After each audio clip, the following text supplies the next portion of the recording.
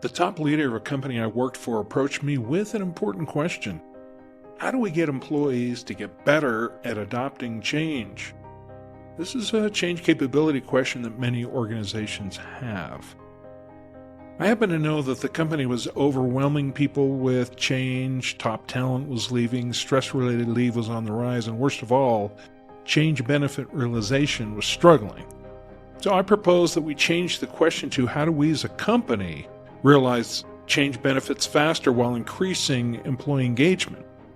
Do you like the shift? I proposed and implemented a holistic approach to change capability building I'll share with you. Bottom line, it worked, and it will work for you as well. As a reminder, fear most those who have learned to change faster than you. All right, let's get into the 4 strategies we employed. Change capability strategy number 1, start with a strong project portfolio management process. Portfolio? Yeah, think of projects that form into programs that form into a portfolio or the big picture of what's going on. What are the key aspects of a change portfolio management approach? Well, 1, smart tracking of all the projects, programs, and form a portfolio at the enterprise level, but also 4 key stakeholder groups so we know what changes when are impacting who. 2, you need the right leaders involved in change portfolio tracking. 3, you need a criteria for saying yes and no on projects or rescoping those projects to mitigate change impacts. 4, adjusting changes based on stakeholder impact. And finally, 5, tracking what works and doesn't work in your organization and make sure that you're leveraging those lessons learned. So change capability strategy number 2 is management supervisory coaching on clear change. In other words, we taught formal leaders how they can predict and enable changes in their organization, be better coaches. Formal leaders wield tremendous influence in your organization. They provide the reinforcement needed to realize the benefits of change. So what did we teach? Well, predicting change benefit realization, commitment, location or key moment coaching, expectation, ability development, and reinforcement. That's the CLEAR model. How to have better priority setting conversations. How to have better commitment making and remaking conversations. How to accelerate learning or consequences as a part of the follow-up. And how to shape individual contributor change in narratives and key accountability behaviors. We encourage leaders to teach it to the down levels, and about half did.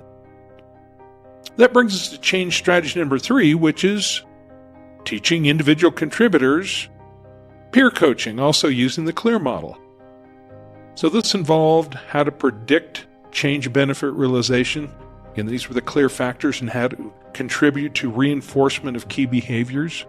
We gave them an overview of what managers learned, how to have better commitment making and remaking conversations with their peers, how to accelerate learning or consequences as a part of their follow-up with peers, and how to shape individual contributor change narratives and key accountability behaviors.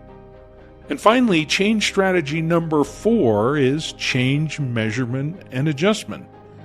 We built a balanced scorecard on the overall portfolio of change that included employee stress measurements. This also included the tracking of the number of changes, our perception of change success, and where possible, the hard numbers on benefit realization and the costs associated with the overall project portfolio. We measured change at the program and project levels as much as we could.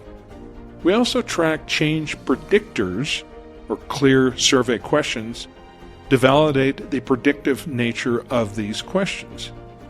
2 questions stood out as the most predictive.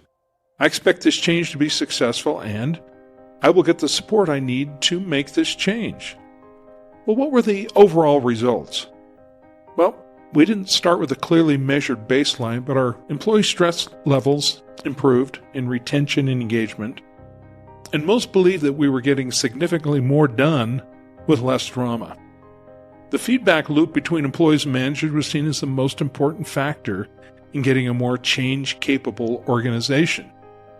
Senior leaders believed that the portfolio tracking was the most significant step forward. As before, no one had a picture of all the change that was going on in the organization. So in summary, if you want to improve change capability in an organization, track it, manage it, equip managers and employees, and build feedback loops so you learn and implement those learnings faster. Thanks for joining us today. Like and subscribe to the Change Capability Institute. We'll see you in another video.